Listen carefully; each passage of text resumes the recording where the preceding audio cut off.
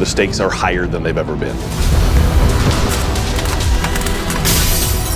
Have we been built to defend the Traveler? Have we been built to defend humanity? The Witness is going to bring all of that to the test. What is that? How would we react if we were facing extinction? And how are we going to stand together to overcome this? You know what must be done. We were created for this moment, to deal with this conflict, to solve for this enemy. What the hell happens when evil finally arrives and confronts the Traveler?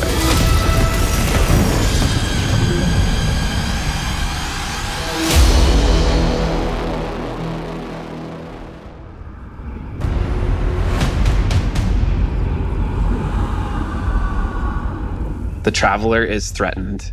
The Witness is here. Callus's forces are here as well. The Pyramid fleet is here. Big shit is going down. Lightfall should feel like you have stepped into the middle of an active war. One of the values that we really wanted to push was making sure that you felt like the tip of the spear. You were the one who is initiating the action. You were the one who is taking control. You were the one who is attacking things. What this tone gave us the chance to do was to really surface the friendship, the camaraderie, the connections that we have to each other. Keitel, we'll need your troops. If the end of the universe is coming, what do we have left other than each other?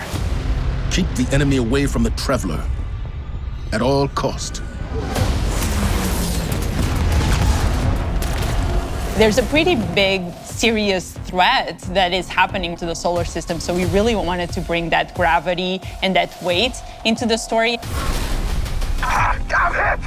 In a major way, what we're doing right now is we're both setting up the finale for the Light and Darkness saga. We're pulling the Witness into the frame for the first time. The big question has been, what does it want with the Traveler? What will happen when it finds it? And in Lightfall, it does find it. I feel like the Witness is so drastically different from any other antagonist that we've had in Destiny in the past. You know, a lot of our Destiny antagonists are like kind of over the top and theatrical in their own way. And then we have the Witness, who's just so reserved. It's all about control with the Witness. The Witness is here to finish what the collapse started. Now, there's Callus, always been power hungry, in it for himself. He's now signed on as one of the Witness's disciples. We're seeing Callus go through a transformation and emerge as something new. My semblance matches my inner beauty. The odds are stacked against you. The Witness has arrived. We got Callus. Everything's under attack. How do we deal with this? And then you find this thread.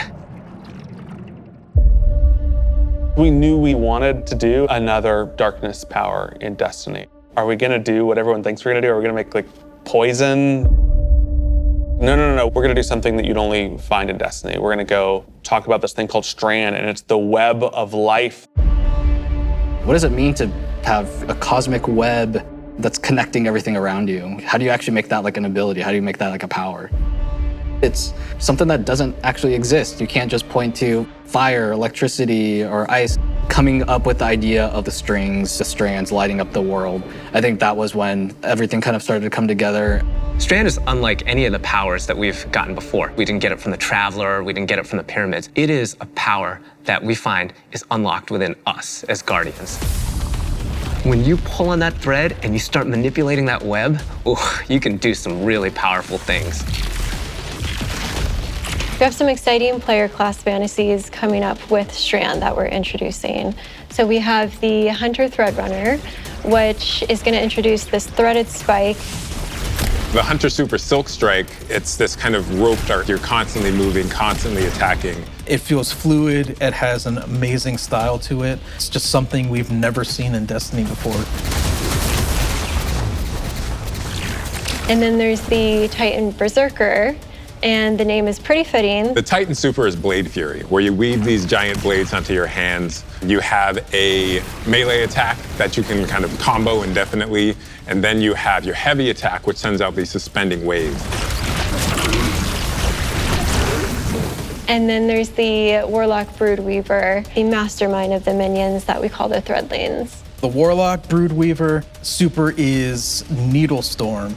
You create 3 sources of power, and then those then get launched out, and then those fly through the air. When they hit an enemy, they'll explode. When they hit the ground, they will then charge up and then turn into threadlings.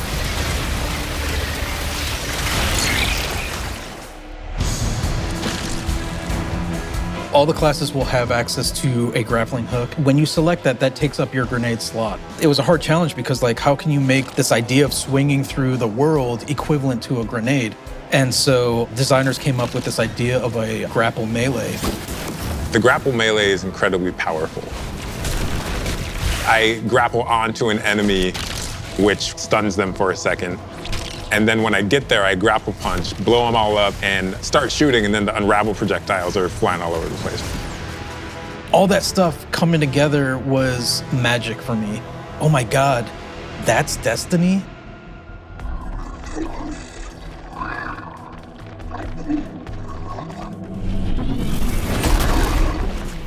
Neomuna has existed for hundreds of years. It branched off from Earth during our collapse and shut off any communication. So they've been secretly existing on Neptune for a very long time and keeping themselves safe. It was amazing to see how the concept artist made all of this beautiful art feel really fresh and new, but also a part of the Destiny universe.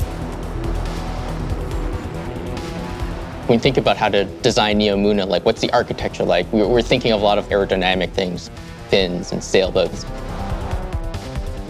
That informs us sort of the architectural form language that kind of looks unlike anything we've ever seen before. The high winds, strong pressure. We have that beach area where we show the sand is made out of diamonds. The whole terrain is following up into the beginning of the city. The color, the graphic design, the vibrancy, and yeah, there's some mysteries in there. The cool thing about Neomuna is that it's like this big neon-soaked city, but it has quite a spectrum of different environments. I think my favorite absolutely is the Thrillodrome. It is an arcade lost sector, and I think we can relate to spending our days in a sticky arcade playing games with our buddies. I'm also so excited for people to see the puka pond with all of the pukas that have been like such a mystery since Beyond Light. And then on the other side of the city is Callus's ship. The Typhon Imperator has landed square in Ahimsa Park. You see that the city is indeed kind of in shambles in parts. There's smoke, there's explosions in the air, and I just go back to the teamwork of everybody getting into a room and thinking like, what can we do to make this feel high octane, very explosive, and familiar? This is a city that needs the Guardians' help and needs their protection, and Callus is gonna do his level best to destroy it, and we're not gonna let them, and neither are the Cloud Striders. There's a lot new about Lightfall. We have this new location, and it has these new personalities that come along with it. They're defenders of this city, and they have new perspectives that we really haven't seen in characters in Destiny, and that's taking the form of the Cloud Striders, Nimbus and Rohan. I understand what's at stake, Lightbearer. Far better than you. Rohan is the grizzled old veteran who's too old for this shit. And Nimbus is the young rookie. Nimbus is learning on the job. Nimbus was definitely a favorite of ours to animate. They're so boisterous and fun-loving and a little smug, but super confident in their abilities. The Cloud Striders, bottom line, are cool. Nimbus, on your stakes!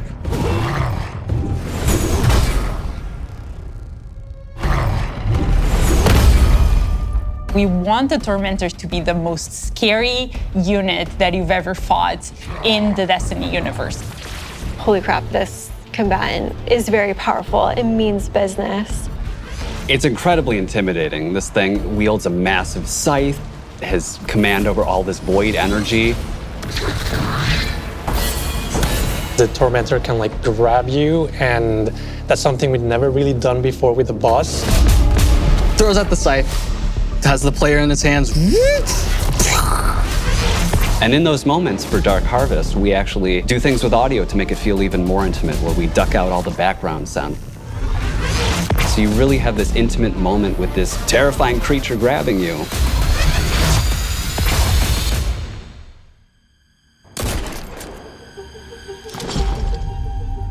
Lightfall and Season of Defiance are two sides of the Destiny coin.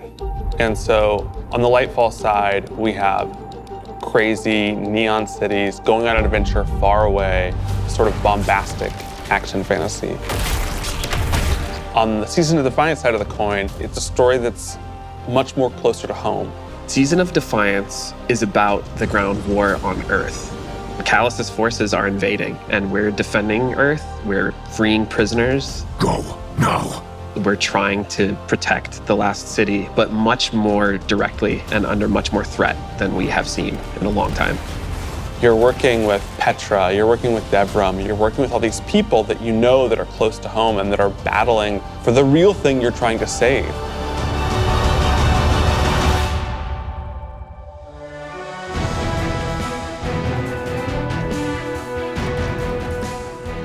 We have a lot of weapons and armor for players to earn, and I'm super excited to see what you've been working on. We have a couple of Strand exotics. The Warlocks are getting what's called Swarmers. They're these boots that will, on Tangled Destruction, create new threadlings at that location. Now they can either shoot it, or they can pick up a tangle and throw a tangle, and then that will also create threadlings. The hunters are getting this helmet that will help them grapple through the air. As you grapple, you gain this new ability called Woven Mail, and it's reducing the incoming damage except for headshots. The Titans get boots that will augment an aspect that they have. The aspect itself will just send out a wave that will suspend enemies in front of their barricade after casting it, but the boots will split it up into 3 waves. Whenever they spend an enemy with these boots on, they also gain Woven Mail. So pushing the front line further and further by being tanky. I have been caught by those boots a couple times in our playtest.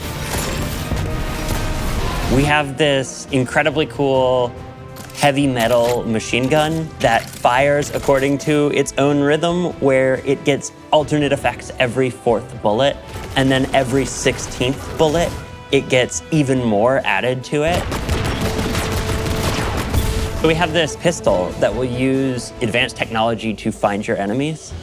And so suddenly you're not worrying about aiming, you're really worrying about surviving during the lock-on time. And it opens you up to consider your movement more than your aiming. Being able to lock on to multiple guys in your field of vision and then just obliterate all of them was, I think, a moment where I kind of went, whoa.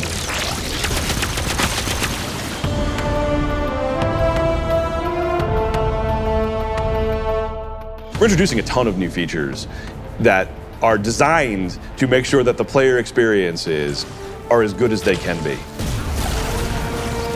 I think one of the things we're most excited about are loadouts and what we're calling build crafting 2.0, which is the system of both, hey, let's make it more understandable to how you make a build, and then let's allow you to save that build and quickly swap between them. When we started the process of figuring out how we are going to improve build crafting, one of the things that we knew we needed to do was make it easier to go from, I have never done any build crafting, to I'm really engaged in this system. When we engaged with the UI team and we said, we need to improve this experience, they came back with, well, what if we did a build management screen and let you see your whole build on one screen? It's all in one place. You can see it, you can read it, you can learn. And that coupled with our Guardian ranks that's gonna come in and basically be our first ever companion to every single player. Guardian ranks is our answer to what should I be doing in Destiny if I want to get better? You have this track that tells you what you should be doing. We're really excited for players to start diving into that system along with accommodations, a way to finally say thank you to players that you've been playing with. We think all of this stuff is coming together to bring this more cohesive relationship between our players. When we think about the future of Destiny, we think there's so much more to discover. We're just on the coast right now. We want to get into the heart of this continent. We are walking to our 10-year anniversary of Destiny, and Destiny being such a core part of our players' lives. We just want to keep building Destiny. We've been talking about this antagonist to the Traveler for so long. In Lightfall, we get to spend time with the Witness in a way that we haven't yet. We're paying off storylines that have been coming together and been building for years. More questions will certainly arise. We have this finale with the final shape that's coming right after Lightfall, where we're closing down the Light and Darkness saga. But Destiny is far from over. This universe is about more than the conflict between the Traveler and the Pyramids, and we want to show you new ways to explore it. We want to show you new things to discover in the universe because we think that Destiny has a lot to offer, and Lightfall is the catalyst for that. It's high stakes, thrilling action, all at the same time pushing the Destiny story to places it's never been before.